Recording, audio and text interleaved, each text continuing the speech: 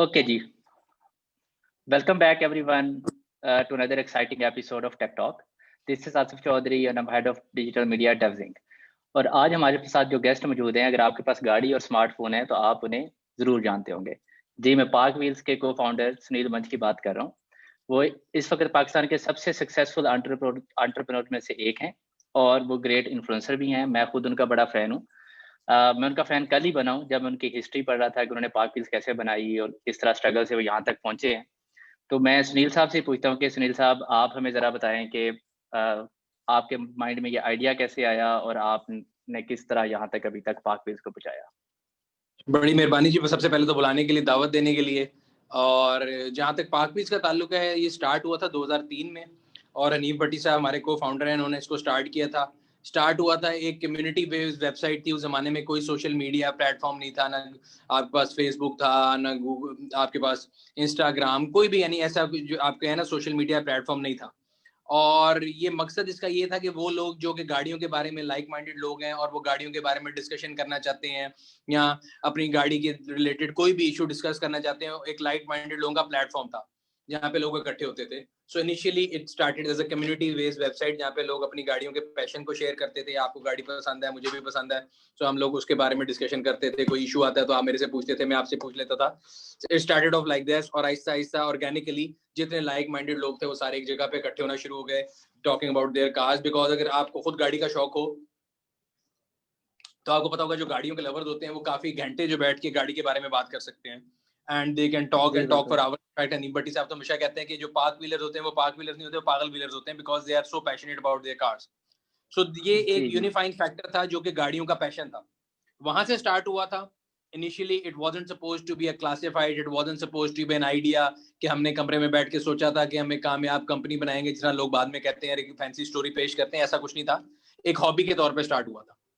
Along side हमारे अपने कारोबार भी थे, अपने और काम भी थे जिनसे हमारा किचन चल रहा था. तो हमने कभी पार्क व्हील्स को एज अ ब्रेड अर्नर या एज अ सीरियस बिजनेस कभी लिया नहीं था टिल 2008 में मैं और रजा फॉर्मली इसमें ज्यादा इन्वॉल्व हो गए. हम लोगों ने एक दिन बैठे थे, गपशप मारी, तो रजा ने मुझे बोला कि जी पाकिस्तान में जो है ना आईटी बहुत ऊपर जाएगी. मैंने कहा मुझे तो भाई आईटी में ईमेल भी चेक करनी नहीं आती. एंड आज भी बल्कि जूम कॉल के लिए भी मुझे 3-4 दफा उनसे रिक्वेस्ट आपसे करनी पड़ी कि कहाँ लिंक है, क्या करना है. So I am very bad at it. तो मैंने कहा मुझे तो आईटी में कुछ नहीं आता, मुझे सिर्फ एक चीज समझ आती है, वो गाड़ियाँ. सो उसने कहा yes there has to be some combination of cars and उसका ना टेक का. तो हमने obviously we were part of PakWheels, तो हमने कहा यार why somewhere else, PakWheels पे क्यों ना किया जाए. और फिर आहिस्ता आहिस्ता जो कहते हैं ना जरूरत इजाद की माँ है, तो we were the first one in Pakistan to launch online classifieds well before Rozee, well before anybody else. तो हम पायनियर थे ऑनलाइन क्लासिफाइड में. उसमें सक्सेस फैक्टर इसलिए से कह सकते हैं आपके इनहेरेंटली जो ऑनलाइन क्लासिफाइड है they are superior than offline classified.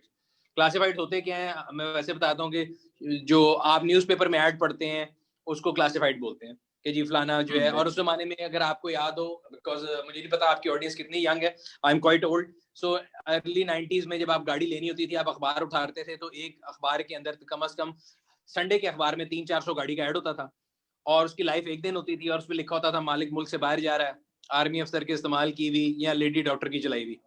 इन तीनों लाइनों से गाड़ी के बारे में कुछ कम्युनिकेट नहीं होता था और उसमें बहुत सा हैसल था. आप उसको कॉल करते थे, वो कॉल नहीं उठाता था, आपको गाड़ी का रंग भी नहीं पता होता था. फिर आप जब सारा कुछ कर लेते तो पता लगता था कि वो जिस इलाके में आपने वहां जाना नहीं है. सो इस तरह की काफी चीजें थी. सो इनहेरेंट जो एक होता ना इनहेरेंटली ऑनलाइन क्लासिफाइड पर बेटर देन देम. तो उसमें मैं ये कहूंगा जी मैंने कोई बहुत बड़ा रेवोल्यूशन ले आया था, ये मेरी कुछ सोच की वजह से हुआ था, तो ऐसा कुछ नहीं था. I won't take that credit. दुनिया में और जगह पे पहले हो रहा था, हमारे यहाँ पे नहीं हो रहा था. वी वर अर्ली मूवर और हम पे लोग हंसते थे कि यार पाकिस्तान में पागल हो गया, ऑनलाइन कौन गाड़ी खरीदेगा, ये तो अखबार में ही बिकती है या जो डीलर्स हैं वो उनके थ्रू गाड़ी बिकती है. But Aahista Aahista it took us few years in fact. और अब अल्हम्दुलिल्लाह आफ्टर 70 इयर्स अगर आप 17 साल के बाद संडे को अखबार का ऐड खोल के देखें तो उसमें मेरा ख्याल है हार्डली 10 या 15 ऐड होंगे. एंड पार्क व्हील्स पे they are more than 80,000 live ad which are verified. So that has been the journey so far. चलें जी, very honest of you and interesting story. अभी पार्क व्हील्स के क्या स्टैट्स हैं? डेली कितने या मंथली कितने लोग यहाँ से सेल परचेज कर रहे हैं गाड़ियाँ?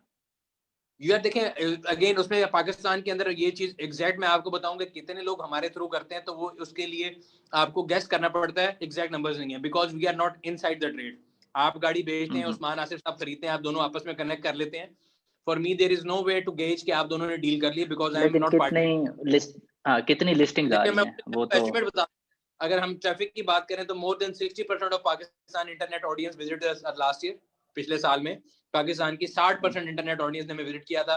We have more than 60 million page views a month. हमारे जो वेबसाइट पे लोग आते हैं, ब्राउज करते हैं, इंफॉर्मेशन लेते हैं, डिफरेंट किस्म के डिपार्टमेंट में जाते हैं, वो है। आवर यूट्यूब चैनल इज अल्हम्दुलिल्लाह the number one channel in autos in Pakistan, and if you compare the size of India to Pakistan, तो इंडिया पाकिस्तान से मेरा ख्याल है 10 टाइम्स बड़ी इकोनॉमी है। अगर हम पॉपुलेशन की बात करें, हम 22 करोड़ है, वो 1.5 अरब से ऊपर की आबादी है। सो उनका जो सबसे बड़ा ऑटो चैनल है, उसकी जो सब्सक्राइबर बेस है वो 1.6 मिलियन है, एंड अल्हम्दुलिल्लाह we are now 1.02 million already, बल्कि 1.1 होने वाला है अब तो। सो उस लिहाज से तो हम अल्हम्दुलिल्लाह we are doing really well from traffic point of view. और जहां तक बात रहती है कि इस इतने सालों में हम कहां से कहां पहुंचे, तो अल्हम्दुलिल्लाह पाकिस्तान की जितने बड़ी मल्टीनेशनल्स हैं, जितने ऑटो मैन्युफैक्चरर्स हैं, they all are our customers, they have been working with us. And अगर डीलर पॉइंट ऑफ व्यू पे बात करें तो मोर देन 1000 से ज्यादा यूज कार डीलर हैं जो पार्क व्हील्स के साथ डायरेक्टली और इनडायरेक्टली अपना बिजनेस करते हैं। इसी तरह अगर अल्हम्दुलिल्लाह मैं ये कहूँ तो मेरा ख्याल है इट वोंट बी रॉन्ग कि it's a household name now right now. अगर किसी ने भी गाड़ी लेनी है तो उसके टॉप ऑफ द माइंड में PakWheels is number 1 place to गो।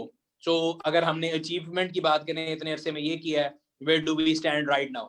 तो this is where we are right now as far as traffic and numbers are concern. अगर हम बात करें ट्रांजेक्शन्स की या एक्टिव एड्स की, तो मोर देन 80,000 जो ऐड है वो लगे हुए अभी। और उसमें जो मैं आपको बता रहा था गैस करने का तरीका, वो हम डिफरेंट तरीकों से गैस कर सकते हैं कि ये कितनी देर में गाड़ी बिकती है। तो जो एवरेज टाइम है to sell a car on PakWheels is less than 7 days. This I am talking about a normal car, not a specialty or a niche car. Obviously niche car में टाइम ज्यादा लगता है, but जो अगर आप कहते हैं ना कि एवरीडे कार है, टोयोटा, होंडा, सुजुकी, तो उनका जो टर्नओवर टाइम है which is very fast as oppose to, अगर आप इंटरनेशनल नंबर्स को कंपेयर करें तो उस लिहाज से हमारा जो टर्नओवर है वो बहुत ज्यादा है। उसकी 2 रीजन है। Again I won't take extra credit because predominantly Pakistan में जो गाड़ियों की मार्केट है वो सप्लाई कंस्ट्रेंट है। हमारे यहाँ पे गाड़ियों की डिमांड ज्यादा है, सप्लाई कम है। that has a factor to play in also.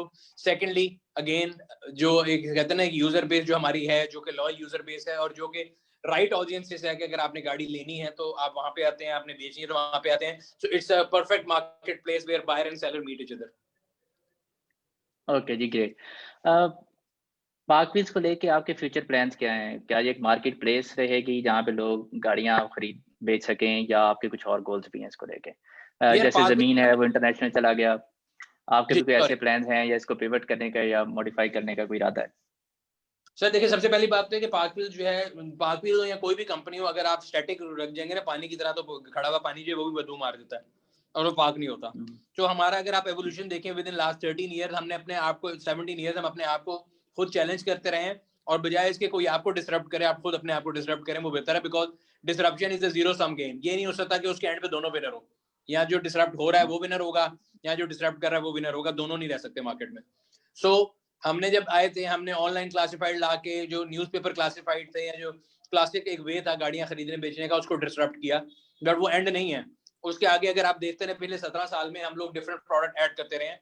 तो अगला क्लासिफाइड के बाद हम वहां पे रुके नहीं। हम लोगों ने देखा कि यार हमारे यूजर का एक पेन पॉइंट ये है कि उसको गाड़ी खरीदने के लिए आप ऐड दिखा देते हैं, बट उसको गाड़ी के बारे में पता ही नहीं है। वो गाड़ी चेक नहीं कर सकता, उसको ये नहीं पता गाड़ी का पेंट कैसे चेक करना है, उसकी मैकेनिकल कैसे चेक करने हैं। सो हमने पाकिस्तान की पहली थर्ड पार्टी जो इंडिपेंडेंट सर्टिफिकेशन सर्विस शुरू की, जो कि पार्क व्हील्स इंस्पेक्शन सर्विस है, जिसको कार श्योर भी कहा जाता है, वो हमने शुरू की। देन उसके बाद हमने देखा कि यार लोगों को प्राइस का आइडिया नहीं होता, वी इंट्रोड्यूस प्राइस कैलकुलेटर। फिर हमने कहा यार लोगों ने रिसर्च करनी है, we brought in comparison tool. फिर हमने देखा कि लोगों को रजिस्ट्रेशन कॉस्ट का नहीं पता लगता कि यार मैंने कौन सी गाड़ी कौन से शहर में लूं, तो we brought in the on road price calculator. तो आहिस्ता आहिस्ता करते करते हम चीजें डालते गए, और car financing, insurance lead, limitless चीजें आती गई। और ये जरूरी नहीं होता कि हर चीज आपकी सक्सेसफुल हो, बीच में आप ट्राई करते हैं, कोई चीज नहीं चलती, कोई चलती है, और ऐड करते रहे। लेटली हमने उस कार पार्क व्हील्स के अंदर भी हम लोगों ने एक ई कॉमर्स शुरू किया पार्ट्स की, बिकॉज हमने ये देखा था कि ऑनलाइन लोगों के साथ फ्रॉड बड़े होते थे। आपको लोग कहते थे जी इतने पैसे हमें इजी पैसा करा दें, हम आपको पार्ट भेज देंगे, बस वो पैसा के बाद ना कभी फोन उठाते थे ना पार्ट मिलता था, प्लस क्वालिटी ऑफ पार्ट। तो हमने उसके लिए भी कोशिश की है कि हम एक वेंडर मॉडल पे जाएं, and we become a bridge between buyers and seller as we are in cars also. तो हमने वो किया। आगे भी अब हमें नजर आता है कि जिस तरह again we have revolutionised the way लोग गाड़ियां खरीदते हैं बेचते हैं, हमने उसको एक तरह से चेंज कर दिया। अब हम ये देखते रहते हैं कि हमारे ऑफिस में अक्सर हम ये ऑल हैंड्स भी हमारी जब होती हैं, हम सर्टेन मीटिंग करते हैं, तो सबसे पहला सवाल रजा साहब का ये होता है कि आप में से कितने लोग हैं जो किसी की मदद के बगैर गाड़ी खरीद सकते हैं। तो जब तक 100% पे नहीं जाएगा तब तक हमारा काम पूरा नहीं हुआ। और हम कोशिश ये करते हैं कि यूजर के जितने पेन पॉइंट हैं उनको हल करते रहें, एंड यू विल सी इंशाल्लाह in coming future there will be new products. अगर लॉन्ग टर्म गोल की बात करें तो वी वांट कि एक यूज गाड़ी खरीदने का प्रोसेस इतना आसान हो जितना आप पिज्जा ऑर्डर करते हैं। तो आप अपने दफ्तर में बैठ के परेशान नहीं होते पिज्जा ऑर्डर करते हुए कि कैसा होगा, ये क्या होगा, वैल्यू टू मनी होगा नहीं होगा। आपको पता होता है कि यार एक स्टैंडर्ड सर्विस है। उसी तरह यूज गाड़ी की जो लेना और बेचना है उसको हम इतना आसान करना चाहते हैं कि आप उधर बैठे हुए दफ्तर में ऑर्डर करें और एक डिलीवरी ट्रक जो है गाड़ी का, सिंगल कार कैरियर जिसको बोलते हैं, वो आपके गेट पे आके गाड़ी उतारे और वो आपको रिलायबिलिटी पता हो कि यार ये यूज कार है but it's reliable, value to money, मुझे किसी ने चूना नहीं लगाया। तो लॉन्ग टर्म में ये भी गोल है। अच्छा, इंटरेस्टिंग। अच्छा, आपकी काफ़ी सारी वीडियोस मैंने देखी है, आपने काफ़ी सारे इश्यूज पे बात पहले की हुई है कि गाड़ी इंपोर्ट करने में क्या इश्यूज हैं, नई कंपनीज के आने में क्या इश्यूज हैं, गाड़ियां बेचने में क्या इश्यूज है। अभी भी आपने चंद इश्यूज पे बात की, लेकिन कुछ इश्यूज हैं अभी उस पर पाकिस्तान में कोई बात नहीं कर रहा और मैंने भी आपकी किसी वीडियो में नहीं देखी। या तो हम उनसे इग्नोर कर रहे हैं या अभी बहुत सीरियस ले नहीं रहे। फॉर एग्जाम्पल, जो टेक एनेबल्ड कार्स आ रही हैं, दुनिया में आ रही हैं, टेस्ला आ रहा है, निसान के कुछ मॉडल्स आए हैं, वो पाकिस्तान में आना अगर शुरू हो जाएं तो आपको क्या लगता है कि पाकिस्तान को कौन से स्टेप लेने चाहिए, स्पेशली जो स्टूडेंट्स हैं या नए एंटरप्रेन्योर्स हैं उनको, ताकि उनके लिए एक इकोसिस्टम प्रोवाइड किया जा सके उनके मेंटेनेंस के लिए, उनके पार्ट्स चेंज करने के लिए। आपको पता है कि या तो वो गाड़ी बाहर भेजनी पड़ती है या बाहर से बंदा मंगवाना पड़ता है जो आगे गाड़ी सही करेगा। तो आपके नज़दीक क्या स्टेप्स हैं जिससे इस प्रॉब्लम को हल किया जा सकता है? अच्छा, मैंने वैसे काफी वीडियोस में बात की, आई एम नॉट श्योर आपने क्यों नहीं देखी। इनफैक्ट हमारा पास भी वीकली होता है जो हम हर वीक करते हैं, and I have been constantly talking about this कि अगर आपने देखा हो कि जब पाकिस्तान में कोई गवर्नमेंट आती है ना, हर बंदे का अपना गोल होता है। तो अभी जो गवर्नमेंट आई है उनका कहना ये है कि हम पाकिस्तान में इलेक्ट्रिक व्हीकल्स लाके रहेंगे। एक नया नारा है जिनकी आप तरफ इशारा करें, इलेक्ट्रिक गाड़ियां, नई मॉडर्न गाड़ियां। आई एम अप्रीहेंसिव इन अ वे, मुझे ये नहीं लगता कि इलेक्ट्रिक गाड़ियों में कोई बुराई है। पहली बात तो ये कि मैं ग्राउंड रियलिटीज को देखने की बात करता हूँ। दुनिया की हर चीज आप कॉपी पेस्ट करके दूसरी जगह पे कामयाब नहीं करते, कहते हैं नकल के लिए अकल की जरूरत होती है। सो अगर पाकिस्तान की हम रियलिटी देखें तो आपकी 70% आबादी रहती है देहात में, जहाँ दिन में घंटा या 1.5 घंटा लाइट आती है। सो अगर आप कहें कि मैं उनको इलेक्ट्रिक गाड़ी भेज सकता हूँ या वो इलेक्ट्रिक गाड़ी पे जाएंगे तो ये बेवकूफ़ी होगी, तो वो तो गए मार्केट से आउट। ठीक है, सो मेरा पॉइंट ये है कि जितने हम एस्टिमेट करते हैं कि मार्केट है ये, वो 30% जो है वो आपकी प्रोस्पेक्टिव मार्केट है, 70% तो वैसे आउट हो गया। जो देहात में रहता है वो गया। शहरों में आ जाए, शहरों में भी अभी जो हमारा चार्जिंग नेटवर्क की सूरत हाल है, आई am driving one electric vehicle my self also, तो मेरे लिए सबसे बड़ा परेशानी ये होती है कि घर पे लगाया, सुबह उठे लाइट ही नहीं थी पूरी रात, गाड़ी चार्ज नहीं हुई, काम पे कैसे जाना है। अब भेजो जी उसको चार्जिंग स्टेशन पे, 1 घंटा गाड़ी के अंदर कौन बैठा रहेगा जब तक गाड़ी चार्ज हो रही है। सो हमारे कल्चरल इश्यूज भी हैं। प्लस अभी मैं देख रहा था बड़ी एक मुझे मजाहिया सी न्यूज लगी, पिछले हफ्ते न्यूज आई है, गवर्नमेंट ने ये डिसाइड किया है कि तमाम रेलवे स्टेशन के ऊपर चार्जिंग स्टेशन लगेंगे। Again copy paste formula use किया गया है। किसी ने देखा कि लंदन में लोग हर रोज रेलवे स्टेशन जरूर जाते हैं, उनकी जिंदगी में रेलवे स्टेशन एक इंपॉर्टेंट चीज है, because if you have aware of life in London, तो वो बगैर ट्रेन की होती नहीं है। आपने वर्क पे भी जाना है, अपनी गाड़ी आप खड़ी करते हैं और फिर ट्रेन पे जाते हैं। तो किसी अकलमंद ने वो कॉपी पेस्ट किया और पाकिस्तान में वो कह रहे हैं जी हम रेलवे स्टेशन पे लगाएंगे। आप कब गए थे लास्ट टाइम रेलवे स्टेशन पे? मैं जिंदगी में कभी नहीं गया। नहीं गए? उस्मान साहब आप कब गए थे? उस्मान तो साहब भी नहीं गए, मैं भी नहीं गया। ठीक है, तो ये कहते हैं ना नकल के लिए अकल की जरूरत है। जिसने भी नकल की उसको अकल नहीं थी, उसने कॉपी पेस्ट कर दिया कि जी पाकिस्तान में electric charging station railway station पे लगेंगे। हमारा लाइफस्टाइल वो नहीं है, हमारा कल्चरल सिस्टम वो नहीं है। सो आई एम एप्रीहेंसिव, मैं अगेंस्ट नहीं हूँ उन गाड़ियों के, ना मैं इलेक्ट्रिक गाड़ी के अगेंस्ट हूँ, ना मैं उस रेवोल्यूशन को रोक सकता हूँ। मैं तो तिनका भी नहीं हूँ, मैं रेवोल्यूशन के सामने कैसे ठहर सकता हूँ। ये दुनिया की एक रियलिटी के लोगों को इलेक्ट्रिक गाड़ियों पे जाना है। बट 2-3 चीजें जिनसे मुझे इतराज है। एक तो दुनिया में इलेक्ट्रिक गाड़ियों पे जाने की सबसे बड़ी वजह ये है कि आप पोल्यूशन खत्म करना चाहते हैं। पाकिस्तान में ये आर्गुमेंट फ्लॉड है। क्यों? आप बिजली बनाते हैं फर्नेस ऑयल से, पोल्यूशन क्रिएट करते हैं, और उस फर्नेस ऑयल से बनी हुई बिजली से आप गाड़ी चार्ज करके कहेंगे मैं गो ग्रीन का नारा मार रहा हूँ। ये मुनाफिकत है, पहली बात। दूसरी बात ये है बिजली रिलायबिलिटी से आती नहीं है। तीसरी बात ये है आपके पास चार्जिंग नेटवर्क नहीं है, तो आप उन गाड़ियों को लाके, इधर आपकी मोबाइल की बैटरी खत्म हो रही तो आपको लाले पड़ जाते हैं, पतली पिन का चार्जर नहीं मिलता कहीं से। यूएसबी सी और यूएसबी मिनी यूएसबी के अंदर लारे लगे हुए हैं, तो आप वहां जाके गाड़ी लेके काम।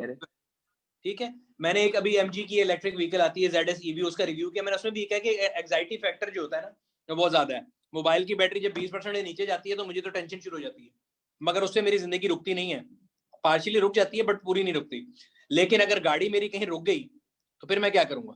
सो दिस इज सर्टन, मुझे ये लगता है कि एज अ सोसाइटी हमें इस पे काम करना पड़ेगा। दूसरा, हमारे यहाँ पे कोई स्टैंडर्डाइजेशन पॉलिसी नहीं है। होगा ये जो मैं देखता हूँ कि चाइना से सस्ती इलेक्ट्रिक गाड़ियां आएंगी, वो मुझे और आपको चेपी जाएंगी, साल बाद उनकी बैटरियां हो जाएंगी खत्म, और फिर हम पूरे पाकिस्तानी कौम का जो पैसा जाया होगा, पहली बात। दूसरी बात ये होगा, एज मिनासिल कौम हम लोग कहेंगे ये इलेक्ट्रिक तो दूर नसो ऐदा, कोई फायदा नहीं है। जिस तरह हमारे यहाँ पे जापान से एक्सीडेंटेड गाड़ियां आती हैं और जिनको बुरी गाड़ी मिल जाती है वो कहते हैं जापान तो कभी गड्डी ना मंगाना, लुट जाओगे। So this is things which I want to avoid, क्योंकि अभी हमारे यहाँ पे मजे की बात आपको बता दूं, कोई पॉलिसी इन प्लेस नहीं है। आज मैं, आप और उस्मान साहब एक कंपनी बना के 0 मीटर गाड़ी इंपोर्ट कर सकते हैं, कोई भी चाइनीज, वो बेशक 10 किलोमीटर चल के बंद हो जाए और हम आवाम को चूना लगा के निकल जाएंगे। सो मुझे उस पर अप्रीहेंशन ये है कि we need to have a comprehensive policy जिसके तहत पता हो कि इलेक्ट्रिक गाड़ी क्या है, उसकी चार्जिंग जो है वो क्या है, बिकॉज ये बच्चों का खेल नहीं है। यू कैन, उसके जो आपकी हाइब्रिड गाड़ी का जर्क है उससे बंदा मर सकता है। तो आप यहाँ पे लोगों की जिंदगी इन्वॉल्व है, लोगों की सेफ्टी इन्वॉल्व है। खुदा ना खासा अगर इलेक्ट्रिक गाड़ी का एक्सीडेंट होता है तो क्या है, प्लस इनकी जो लिथियम आयन बैटरी है उसको डिस्पोज ऑफ करने का भी एक प्रॉपर तरीका है। सो मैं ये चाहता हूँ कि बजाय इसके कि हम दूसरों को देख के अपना मुंह चपेड़े मार के लाल करें, हम उसको फॉलो कर लें और अडेप्शन कब में बेशक आगे जाएं, लेकिन पहले प्रिकॉशन ले लें। और यही वजह है कि मैं जब भी कहीं बात होती है तो मैं इलेक्ट्रिक व्हीकल्स के फेवर में इतना ज्यादा नहीं बोलता। मेरा पॉइंट ये है कि पहले आप अपना नेटवर्क पूरा बनाएं, बिल्कुल लेकर आए। I am one of those early adopters, I am driving one right now. लेकिन आपको जब मैसेज के ऊपर उस चीज को लेके जाना है तो आपको ये करना है। प्लस अभी हमारी गवर्नमेंट ये कह रही है कि जी हम कमर्शियल ट्रांसपोर्ट को उस पर लेके जाना चाहते हैं।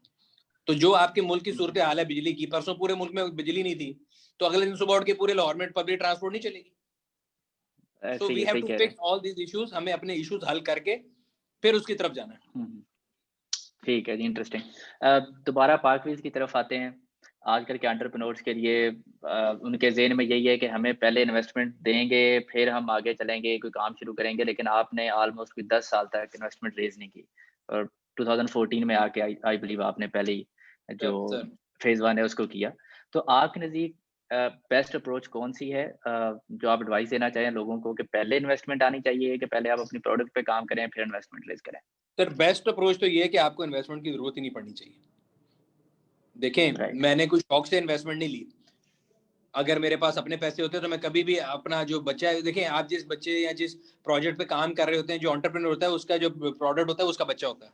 तो अपना बच्चा आप किसी को देना शौक से नहीं देना चाहते, ना देना चाहिए। सही है, कितने मर्जी पैसे मिलते हो, माँ बाप अपना बच्चा नहीं बेचते। इसी तरह कंपनी, अगर आपकी कंपनी चल रही है, रिलायबिलिटी से चल रही है और आपको लगता है कि यार मेरे आइडिया में बड़ा स्पार्क है और मैं इसको कर लूंगा, और कहते हैं ना कम खर्च करके बंदा जरा छोटे स्केल पे करके उसको प्रॉफिटेबल कर ले, वो ज्यादा बेहतर है। अभी आजकल के एंटरप्रेन्योर से मुझे जो इतराज है और मेरी अक्सर से इंटरेक्शन भी होती रहती है, अब तो वो बेसिकली एक टोटल गेम ही चेंज हो गई है। वो कहते ही है कि जी जितने जितनी इन्वेस्टमेंट रेज कर ली वो उतना कामयाब एंटरप्रेन्योर है। मेरे ख्याल से इससे एग्जैक्ट उल्टा है। सो अगर मेरे पास एक एग्जांपल है, मुझे पहले दिनों किसी एक बंदे ने फोन किया, जी फलाना एक दोस्त है वो कह रहा है मेरे साथ इन्वेस्टमेंट कर लो, गाड़ियां बुक कराएंगे और मेरे पास डीलरशिप है तो प्रॉफिट दूंगा। मैंने कहा अगर इतना ही अच्छा कारोबार होता तो हमारा दरवाजा क्यों खटका रहा होता? Had it been such a profitable venture कि आप गाड़ी ले रहे हैं और बेच रहे हो, बड़ा सिंपल सा काम है, तो वो हमसे पैसे क्यों मांग रहा है? सिमिलरली, जब आप अपना कारोबार आपका बहुत अच्छा होता है तो आप किसी को देने का आपका दिल नहीं करता, ठीक है।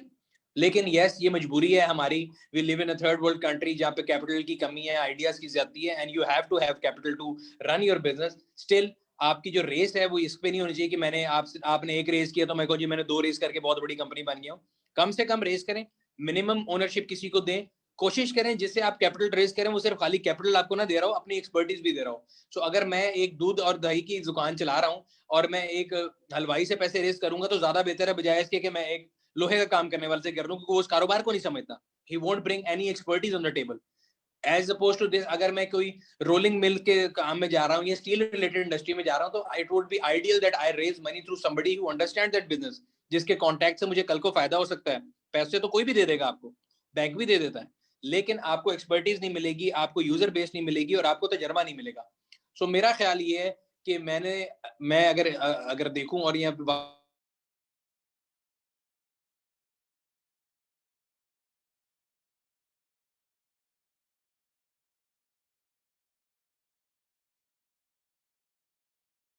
और इससे उल्टा भी हो सकता है कि अगर आपका कारोबार सक्सेसफुल ना है तो बंदा कहता है यार मैं किसी को चेप ही देता और वो साइड पे हो जाता।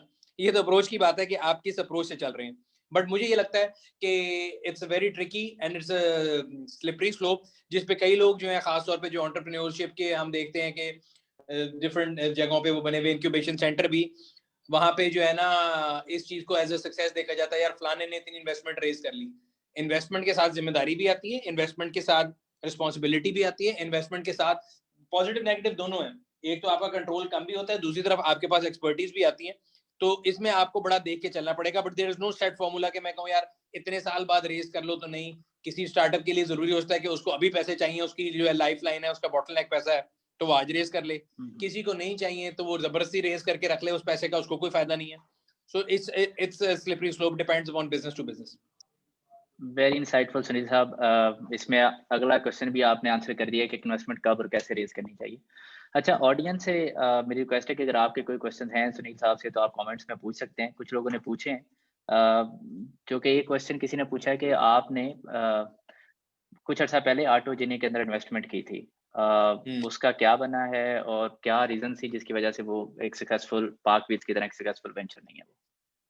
यार उसमें देखिए मेरे लिए भी एक लर्निंग थी, उनके लिए भी एक लर्निंग थी। मैंने तो पहली बारी किसी स्टार्टअप में पैसे डाले थे, और मैंने जो उससे लर्निंग ली वो मुझे ये मिली है कि जब भी आप किसी कंपनी में पैसे डाल रहे होते हैं तो जो फाउंडर का रोल है वो सबसे इंपॉर्टेंट है, कि वो फाउंडर कितने हैं, वो क्या करते हैं, उनका कितना पैशन है। देखिए अगर फाउंडर चले जाएंगे तो कंपनी तो डेड हॉर्स है। मेरी आज भी इन्वेस्टमेंट उसमें अपनी जगह कायम है ऑटोजिनी में, बट वो एक मरा हुआ हाथी है जिसको चलाने वाले कोई नहीं है, तो मेरी इन्वेस्टमेंट किस गुड की है। और अदर हैंड अगर उसके अंदर थोड़ी बहुत इंटरेस्ट वो ज्यादा लेते या वो थोड़ा उनके अंदर रेजिस्टेंस ज्यादा होती कि वो उसके अंदर टाइम ज्यादा लगाते, तो वो बिजनेस मॉडल मुझे अभी भी लगता है कि बहुत सक्सेसफुल है। और मैंने क्यों पैसे लगाए थे, मुझे ये लगता था कि वो बड़ा अच्छा बिजनेस मॉडल है, and I till date I believe कि उस बिजनेस मॉडल में बहुत ज्यादा चांसेस हैं सक्सेसफुल होने के। एग्जीक्यूशन के तौर पे वो फेल हुए, रीजन बीइंग उनके आपस में कोई मसले मसाइल थे, they were four of the founder, मतलब एक बाहर यहाँ चला पे गया, इश्यूज हो गए। सुनील तो साहब मुझे ये लगता है इट वाज बता भी मोर देते कि ऑफ ऑटोजेनी, management rather than a business case failure. वो मैनेजमेंट फेलियर ज्यादा था, इसलिए वो ज्यादा चल नहीं सके। अच्छा ऑटोजेनी क्या करता था? काफी सारे लोगों को नहीं पता, ऑटोजिनी बेसिकली ऑनेस्टली मुझे भी नहीं पता। एक ऑटोजिनी एक सर्विस दी बेसिकली। अगर आप घर बैठे हुए आपको अपनी गाड़ी की मेंटेनेंस करानी है, और आपको हर बंदे को जो गाड़ी रखता है उसको पता होता है कि यार उसको मैकेनिक नहीं मिल रहा होता, उसको रिलायबल बंदा नहीं मिलता जिससे वो ऑयल चेंज कराए या कुछ कराए। So it was a service जो आपके डोर स्टेप पे आके आपकी गाड़ी की मेंटेनेंस भी करके देती थी, सर्विस भी करके देती थी। Then they also started token जमा कराने की सर्विस भी शुरू की। तो आपके डोर स्टेप की सर्विसेज थी, जो कि still to date I believe is a very successful business if is it's executed in a proper manner, और आपकी जो मैनेजमेंट स्किल्स हैं वो अच्छी हो। उस केस में मैं ये बता रहा हूँ कि it was a management failure, not the failure of a business model, या आइडिया का फेलियर नहीं था। वो आइडिया आज भी मेरे ख्याल से एक अच्छा आइडिया है। इंटरेस्टिंगली। अच्छा, हर बंदा आजकल, मैं भी इस इकोसिस्टम में 2-3 साल से हूँ, इनक्यूबेशन सेंटर्स की आपने बात की, मैंने वहाँ पे भी टाइम गुजारा है। हर बंदा कहता है जी मैंने मार्केट प्लेस बनानी है, मैंने फलां की, मैंने धोबियों की मार्केट प्लेस बना देनी है, मैंने कुक की मार्केट प्लेस बना देनी है। हर बंदा मार्केट प्लेस के पीछे लगा हुआ है। तो आपका ऐसे फेलो एंटरप्रेन्योर्स के लिए कोई एडवाइस मेरी जिससे हो सकता हमेशा है कि वो कुछ सीख और सकें? बड़ी सख्त किस्म की एडवाइस होती है। और हम्म, मैं बताऊं, एक वो होता है ना लफ्ज होता है वेंटिलेटर, सुना होगा आपने अस्पताल में। तो मैंने अपनी जिंदगी में हाँ जी। बहुत कम लोग ऐसे देखे हैं जो वेंटिलेटर से वापस आए हों। इसी तरह इनक्यूबेटर का हाँ। सक्सेस रेट भी वेंटिलेटर जैसे ही लग रहा है मुझे। रीजन क्या है? रीजन ये है कि एक जो है ना आर्टिफिशियल वर्ल्ड में जिंदगी गुजारते हैं, रियलिटी में नहीं जाते। देखिए एक्सेल शीट के ऊपर एक बिजनेस मॉडल बनाना, इफ्स एंड बट्स स्टेटमेंट लगाना, तो जिस बंदे ने इफ एंड एल्स स्टेटमेंट बनाई थी वो दुनिया का सबसे अमीर आदमी होना चाहिए था, कि वो सारे इफ्स और एल्स को जीरो कर लेता और 100% अमीर हो जाता। ऐसा नहीं होता। और दूसरी चीज जो आप बता रहे हैं ना मार्केट प्लेस बना रहे हैं, मैं हमेशा कहता हूँ कि आपको ये देखना है कि आपके वहां पे किस चीज की कमी है। अगर पाकिस्तान में, मैं एग्जांपल देता हूँ, आप एक ऐप बना रहे हैं कि जी मैं ऐप बनाऊंगा और तंदूरों को एग्रीगेट कर दूंगा, रोटी आपके घर पर डिलीवर हो जाएगी। उसकी जरूरत नहीं है। आपके यहाँ पे लेबर इतनी सस्ती है कि आप एक बंदा रख सकते हैं जो पूरे दिन रोटी ला के देता रहे। सो आपको ये राइट। देखना है कि आप क्या बिजनेस प्रॉब्लम क्या है जिंदगी में जो हल करना चाह रहे हैं। कल परसों भी मेरे पास एक दो दोस्त आए थे मशवरा करने के लिए। मकसद ये होता है कि आपको अगर पहले से आइडिया से चलना ही कि जी मैंने बनानी मार्केट प्लेस है, मैंने उनसे पूछा यार प्रॉब्लम क्या है जो आप हल करना चाह रहे हैं। वो जी मुझे 20 साल का तजर्बा है फलानी फील्ड का। मैंने कहा अच्छा आपको 20 साल का तजर्बा है तो जिनको आप ये सर्विस दे रहे हैं उनको भी आपसे ज्यादा तजर्बा होगा। आप क्या प्रॉब्लम सॉल्व कर रहे हैं? नहीं जी वो बंदा फलाना है, वो एक चीज बेचता है, वो 10 रुपए की है, वो 20 रुपए की बेच रहा है। तो मैंने कहा तो आप तो उसकी इनकम कम कर रहे हैं, तो आप प्रॉब्लम कैसे हल करेंगे? बट ही वॉज एडमेंट कि नहीं जी उनको ये ऐप बनानी है। सो मैं उनको रोक नहीं सकता। सिमिलरली अगर कोई बंदा एक ऐप बना रहा है कि जी उसने मार्केट प्लेस बनानी है, जिस मार्केट प्लेस की जरूरत ही नहीं है, उसमें कोई इनएफिशिएंसी नहीं है, तब तो कोई फायदा नहीं है। बट लो हैंगिंग फ्रूट मुझे जो नजर आता है किसी की भी स्टार्टअप की अगर आइडिया देना हो, आप और मैं हर रोज किसी ना किसी प्रोडक्ट के कस्टमर भी हैं, और आपको किसी ना किसी सर्विस के अंदर बड़ी पेन होती होगी कि यार ये कितनी घटिया सर्विस है, मैं इतनी देर से खड़ा हूँ, ये काम क्यों नहीं हो रहा, अगर इसको हम स्ट्रीमलाइन कर दे तो ये बेहतर हो सकता है। उसी को अगर आप मैसिव लेवल पे ले जाएं तो एग्रीगेट करें, दूसरों से बात करेंगे, तीसरे से बात करेंगे, सबको वो मसला अपनी जिंदगी में जरूर होगा, बट वो इतना छोटा मसला होगा कि वो एक दूसरे से शायद डिस्कस ना करते हो, या उनको लगता हो कि यार ये क्या मसला है, चलो कोई नहीं, इग्नोर कर देते हैं। ठीक है, एग्जाम्पल ले लेते हैं, जब मैं छोटा था तो अब मुझे इसी तरह याद है कि बिजली का बिल और गैस का बिल जमा कराना जो है ना, वो माओ के लिए एक जो है ना तूरखम लाने के मुताबिक था कि अगर मेरे बेटे ने आज बिल जमा करा दिया तो मेरा सबसे अच्छा बेटा है। ठीक है, राइट। लाइन में खड़ा होके, धूप में खड़ा होके, आज वो चीज मैं बैठे हुए अपने मोबाइल ऐप से कर लेता हूँ। So there is a problem which was a problem and which has been solved, rightfully so. इसी तरह मेरे और आपकी जिंदगी में बहुत से ऐसे मसले होंगे जो कि आपको नजर आते होंगे कि यार ये बड़ा प्रॉब्लम है, ये सर्विस बड़ी लाउजी सी है, ये अच्छी नहीं है। अब देख लें यार, जितने कामयाब वेंचर्स है ना, बाद में बंदा कहता है यार मैं क्यों नहीं सोचा। मैं एक दिन बैठ के सोच रहा था कि यार करीम वाले भाई जो हैं या उबर वाले जो हैं, जिन्होंने भी आइडिया सोचा, ये कितना कोई सिंपल आइडिया था, ये मैं क्यों नहीं सोच सकता था आज से 10 साल पहले। पाकिस्तान में रहते हुए जहां तो गाड़ी मिलती नहीं है वैसी पब्लिक ट्रांसपोर्ट, तो हमें पहले मिलती सोचना नहीं चाहिए, हमें पहले राइट। सोचना ऊबर आने चाहिए। के जरूरत है बाद चार सोचा हमने। पहले वेट करते कि कोई बनाए फिर हम उसको कॉपी करें। तो इसी तरह हमारी ऐसी। वाइपर देख लें यार, गाड़ी आप सिग्नल पे खड़ी करते हैं, वो बंदा वाइपर लेके आता है शीशे साफ करने के लिए, वो हमारे किसी हाँ जी। पाकिस्तानी नहीं, ये मैं गारंटी दे सकता हूँ। सही है, नोबेल कहीं प्राइज बाहर से विनर्स सीखा है। Simplest idea are the ideas जो दुनिया में सबसे ज्यादा चलते हैं। हमारा मसला ये कि हम जो भी स्टार्टअप भी बनाते हैं, एक तो हमें फैंसी जार्गन चाहिए, दूसरा हमें पहले दिन सीईओ का टाइटल चाहिए, तीसरा हमें अपनी वैल्यूएशन डॉलर्स में चाहिए, बेशक हम 1 रुपया ना कमाते हो। और ये मैं सच्ची बातें कर रहा हूँ, शायद किसी को बुरी लगे, बट आई डोंट केयर, मैंने किसी से वोट नहीं लेना। एंड मैंने भी चित्र खा के सीखा है, आप भी सीख लें। अगर कोई बंदा आपको 17 साल का तजर्बा मुफ्त में दे रहा है, लेंगे अच्छी बात है, नहीं लेंगे तो कोई भी आपको हेल्प करने नहीं आएगा, आपको चित्र पढ़ेंगे तो समझ आ जाएगी खुद। तो मैं तो ये बता रहा हूँ कि भाई मैंने चित्र खाए हैं, मैं आप लोगों को ये बता सकता हूँ कि वो चीज, और ये मैं हमेशा हर एक को बताता हूँ कि सबको पागल नजर आता है, पागल तो ओनली नॉट ओनली वेंचर जो मैंने किया है, मैंने 10 नाकाम कारोबार किए हैं, मैंने उसमें अपना पैसा, टाइम, सब कुछ जाया किया, जिसमें गोश्त से लेके गिफ्ट आइटम की रिटेल से लेके इलेक्ट्रॉनिक्स से लेके गारमेंट्स की होलसेल से लेके वॉच पार्ट्स से लेके हर चीज शामिल है, और मैंने तमाम चीजें ट्राई की और अभी भी लॉन्ग साइड डिफरेंट काम करता रहता हूँ। तो मेरा हमेशा कहना ये होता है कि यार आइडिया वो लेके आए जो कि एक तो स्केलेबल हो, नंबर 2 वो रियल प्रॉब्लम हो, वो ये ना हो कि हम 3 दोस्तों की प्रॉब्लम हो और हम अपने आप को एक्स्ट्राप्लोड कहें कि यार ये हम तीनों की प्रॉब्लम है तो पूरी दुनिया की भी यही है। We do some working, we do some survey, excel sheet से बाहर निकलें, अपने जो है ना बबल स्पेस से बाहर निकलें, कंफर्ट जोन से बाहर निकलें, सूट टाई उतारें, ये कोट पहनना छोड़ें, मार्केट में निकलें और जाके देखें, हाथ गंदे करें, काम करके देखें होता क्या है। अगर आपको रिटेल मार्केट में जाना है तो जाके देखें कि किस तरह आड़ती काम करता है, किस तरह उनके बिजनेस आवर्स हैं। आज तक मेरे जहन में एक आइडिया, मैं कल परसों सोच रहा था कि पाकिस्तान में फ्रूट मार्केट, एग्जांपल देता हूँ, में बहुत बड़ा गैप है। अगर जो आप डिफेंस में फ्रूट लेते हैं, गुलबर्ग में लेते हैं, किसी पॉश एरिया में या मंडी में, जमीन आसमान का मोर देन 50% का फर्क होता है। So there could be an ऐसे ही है। इंटीग्रेशन ऑफ, देखिए पेरिशेबल आइटम है, yes it's a tricky business, but if you could integrate it real time online. So मेरी वालदा, आपकी वालदा, अगर उनको 50 रुपए का केला मिल रहा है जबकि लाहौर में पॉश एरिया में 100 रुपए का है, तो सारे जरूर खरीदेंगी। You just have to link बिल्कुल। the delivery system with those auctions. So it's also one business model, और इस तरह के कई बिजनेस मॉडल हमारे इर्द गिर्द फिर रहे होंगे जो हम नहीं देखते। राइट। इंटरेस्टिंग। ही उस्मान साहब, आपका कोई क्वेश्चन है? नहीं जी, all set. All set. Thank you Sunil साहब, आज हमें आपने टाइम दिया है, और आई होप कि किसी का और क्वेश्चन फेसबुक पे हैं, वो ऑलरेडी आप दूसरी वीडियोस में उनका जवाब दे चुके हैं। अगर लेकिन कोई किसी सवाल एक बंदे फेसबुक ने पे आपके नीचे है तो पूछ लें, नहीं है तो बस ठीक है सर। लोगों ने वही सवाल पूछे हुए हैं कि बिग 3 की क्या मोनोपोली है, चाइना ऑटो मार्केट कब तक आ जाएगी, ग्लोरी कैसी है, टुसान अच्छी है कि स्पॉटेज अच्छी है? सबका एक ही जवाब सो दे देता हूँ, इसलिए मैंने, मुझे पता था क्या सवाल होंगे। पहली बात तो पाकिस्तान में अब कोई मोनोपोली नहीं है ऑटो इंडस्ट्री में, देयर आर 14 प्लेयर्स। मोनोपोली हम लोगों की सोच में है, मोनोपोली हमारी कौम में है, हम लोग एक जखीरा दोस्त कौम है। हमें सैनिटाइजर ब्लैक करने को मिलेगा, हम वो करेंगे, हमें मास्क ब्लैक करने को मिलेगा, हम वो करेंगे, हमें गाड़ी मिलती है, हम गाड़ी ब्लैक करते हैं। चाइनीज ब्रांड इतने बुरे हैं, तो आज जो मार्केट में चाइनीज ब्रांड पिछले महीने लॉन्च हुए, आज जाके जरा उनकी गाड़ी बुक करा के देखें, 7 महीने तक गाड़ी बुक है। वो किसने बुक की है? अगर हम सारे चाइनीज गाड़ी को इतना ही बुरा समझते हैं तो वो हम पाकिस्तानियों ने बुक किए इसलिए कि कल को मैं आपकी जेब से ज्यादा पैसे निकालूंगा। सो बजाय इसके कि हम दूसरों को ब्लेम करें, एक्सटर्नल फैक्टर्स को ब्लेम करें, और ये हर एंटरप्रेन्योर के लिए भी जरूरी है, इसीलिए मैंने पूछा था सवाल, मुझे पता था क्या होगा। तो हमें चाहिए कि हम अपने गिरेबान में झांकें। मैं किसी को बुरा कहने से पहले अपने आप को, अपना किबला दुरुस्त करूं। Similarly in business world also it's very easy to blame others and outside factor कि यार मैं तो बड़ा अच्छा बिजनेस मॉडल लेके आया सी, उन्हें पैसे नहीं देते, मैं कीता सी, मेरे फलाने ने मैंने साथ नहीं दिता, जब ये नहीं हुआ। ये सारी चीजें उन तमाम लोगों के साथ थी जो दुनिया में कामयाब हुए, ठीक है। कोई इनमें से ऐसा नहीं था जिसको आप अगर दुनिया के फॉर्च्यून 500 कंपनीज की हिस्ट्री निकाल के फिर लें, उनमें से बहुत से कम ऐसे लोग होंगे जो कि अपने माँ बाप के पैसे से बने होंगे, ज्यादातर ऐसे होंगे जो सेल्फ मेड होंगे, ठीक है। और मैंने ये भी देखा है, अगर आप रियल लाइफ को देखें कि कोई बहुत खानदानी अमीर आदमी होता है ना, तो उसकी दूसरी नस्ल तक वो पैसा नहीं जाता, बिकॉज वो उसको रिटेन ही नहीं कर सकते, उस लेगेसी को या उस बिजनेस एक्यूमेंट को। तो वो अगर कोई बंदा है जी उसके पास तो खानदानी पैसा था तो उसने कर लिया, तो वो भी गलत है। सो इस ब्लेम गेम से बाहर आ जाएं, रियल लाइफ के अंदर आए, रियल लाइफ का टेस्ट देखें और फिर देखें कि यार आप कहाँ पे स्टैंड करते हैं। सेल्फ एक्चुअलाइजेशन सबसे इंपॉर्टेंट जरूरी है।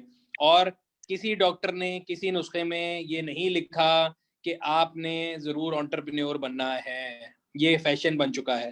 एंटरप्रेन्योर आप किसी को दवाई खिला के नहीं बना सकते। It's a risk taking propensity जो किसी इंसान के अंदर होती है। इंसान को या रिस्क टेकिंग प्रोपेंसिटी कह सकते हैं, या इंसान को अपनी वर्थ पता होती है। मैं अपनी एग्जांपल हमेशा देता हूँ, मैंने जिंदगी में कभी सीवी नहीं बनाया, इसलिए नहीं कि मुझे पता था कि मैंने बहुत कर लेना है, मुझे ये पता था मुझे जिंदगी में कोई हायर नहीं करेगा। I knew my worth. मुझे लगता था कि यार मेरे क्लास में अगर 100 लोग हैं ना, तो मैं 101वां बंदा होऊंगा जिसको कोई नौकरी देगा, सारे मेरे से बेहतर है। मैंने उस टाइम पे पहले ये पढ़ लिया, दीवार पे लिखा हुआ। आप नहीं पढ़े और आप कहें जी दूसरों ने पढ़ लिया, बड़ा अच्छा पढ़ लिया, तो वो उल्टा हो जाएगा सारा। So that's how things are, but good luck to all of you।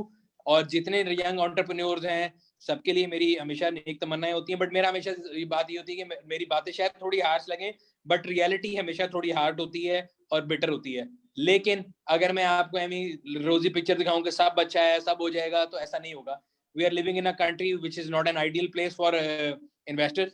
We are living in a country which is not seen as an ideal place और अ पैराडाइज फ्रॉम इन्वेस्टर्स। और हमारी सोसाइटी इन जनरल भी एक लो trust society है। भाई भाई के ऊपर ट्रस्ट नहीं करता, बहन भाई एक दूसरे पर ट्रस्ट नहीं करते, लोग जायदादों के ऊपर लड़ रहे हैं और अपना पैसा किसी को दूसरा को देने को राजी नहीं होता।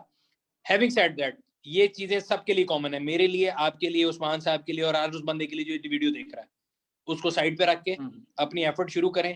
और कुछ नहीं होता, इंसान फेल हो जाएगा तो कोई बुरा नहीं होगा कि लोग क्या कहेंगे। लोग कुछ नहीं कहेंगे। जिस दिन आप भूखा भी सोते हैं तो लोग कुछ नहीं कहते, जिस दिन आप डबल खा के सोते हैं उस दिन भी कुछ नहीं कहते।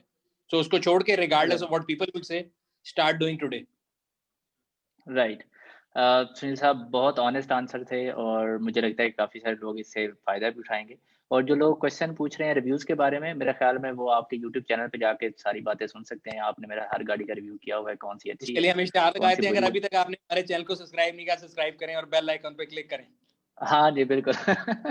बेल आइकन पे भी क्लिक करें। और फिर भी अगर कोई आपके क्वेश्चन है आप हमें भेजें, हम सुनील साहब को आप वो भेज देंगे और कहेंगे कि उनके लिए एक अलग वीडियो आपके लिए बना के अपने चैनल पे लगा देंगे। थैंक यू बड़ी सुनील साहब। मेहरबानी। थैंक यू जी, okay, thank you. Bye. Allah हाफिज़। अल्लाह हाफ़िज़।